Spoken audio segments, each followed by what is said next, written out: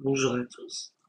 Alors, je fais cette vidéo pour vous expliquer que, d'après les textes sacrés, j'entends par là la Bible, le Coran, les textes les plus connus, à chaque nation un prophète. C'est un fait. À chaque nation un témoignage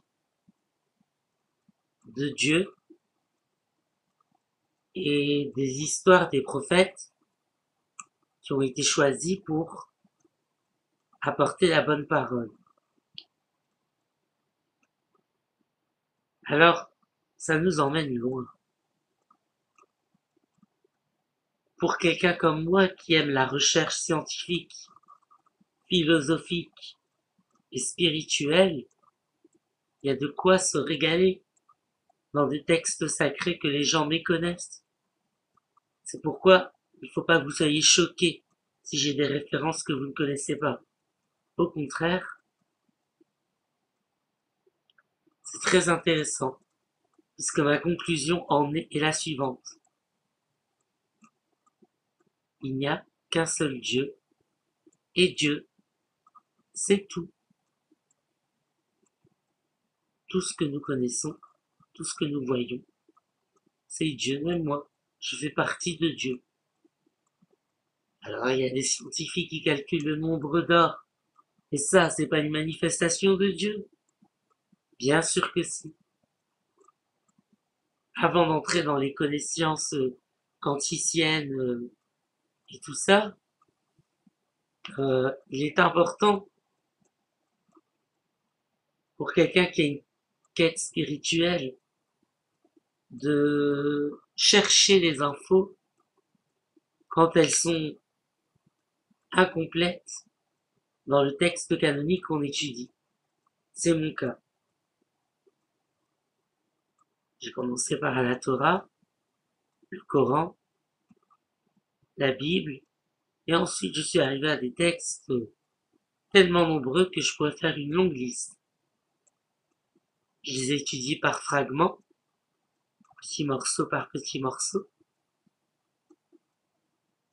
et j'apprends à chaque fois de nouvelles vertus.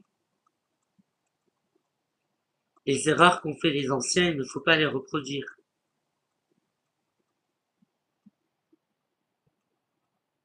C'est pourquoi on nous a laissé des traces, et donc, surtout, ne pensez pas que parce que vous avez déjà un texte, que les autres textes que vous rencontrez sont inutiles ou que vous n'en avez pas besoin.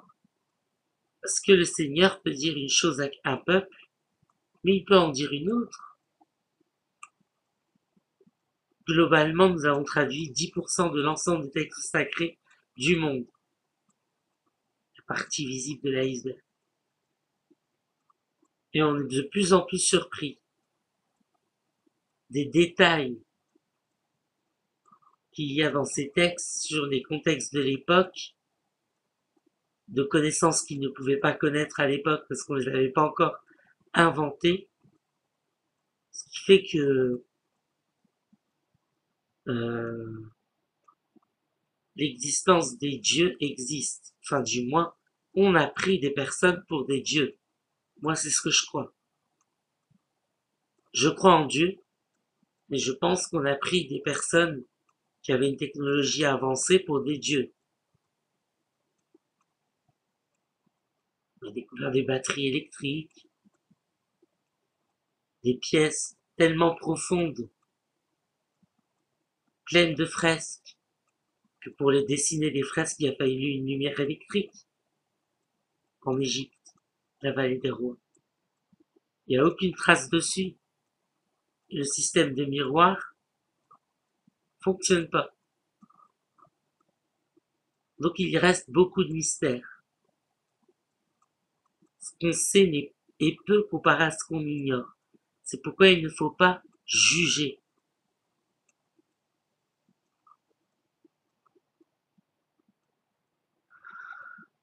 Juger, ça sert à rien. Peut-être que la personne que vous jugez de croire en quelque chose ou de dire quelque chose a un témoignage que vous n'avez pas. Et ça, c'est un don de croire au témoignage des autres. Donc, dans cet iceberg, la partie visible que nous connaissons, il faut l'étudier. La nonchalance, on le voit pas l'iceberg. Voilà, carrément. Et c'est pas bon, parce que nous vivons dans une société judéo-chrétienne. La Bible, c'est la base de notre constitution, parce que c'est à partir de la Bible qu'on a rédigé la Déclaration universelle des droits de l'homme et du citoyen. Donc, dire que tout ça c'est des conneries, excusez-moi du mot, c'est ce que j'entends. C'est la politique de l'autruche. Dire que tout ceci amène à des conflits, c'est croire ce que les gouvernements tentent d'étouffer comme affaire en prétextant islamisme, fondamentalisme, attentats, conflit au Daesh, pour détourner l'attention des horreurs qui se produisent chez nous et qui n'ont rien à voir avec les questions religieuses. Ce sont uniquement des prétextes. Il y a des tas de choses qui divisent les gens. Je vais pas en faire la liste parce que ça ferait peur à beaucoup de gens. Mais en tout cas, je sais que le cœur pur devine ce que sa sagesse et sa connaissance ignorent. Quand vous avez un pressentiment, bon ou mauvais, hein, pourquoi vous l'avez ce pressentiment? C'est pas parce que vous avez un sixième sens ou vous êtes devin ou vous êtes voyant. Non, c'est votre inconscient. Votre inconscient remarque tout. Consciemment, on remarque moins de choses parce que sinon on n'a pas fini. Mais l'inconscient remarque tout.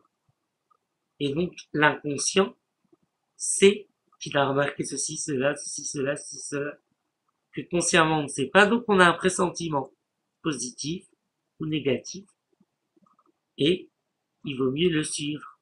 Et quand on suit, on se dit, ah bah j'avais raison, je sentais pas, bah j'ai bien fait de rester chez moi ce jour-là, par exemple, plutôt que d'aller à mon rendez-vous où il y avait une grève de bus le soir, j'aurais pas pu rentrer chez moi, par, par exemple.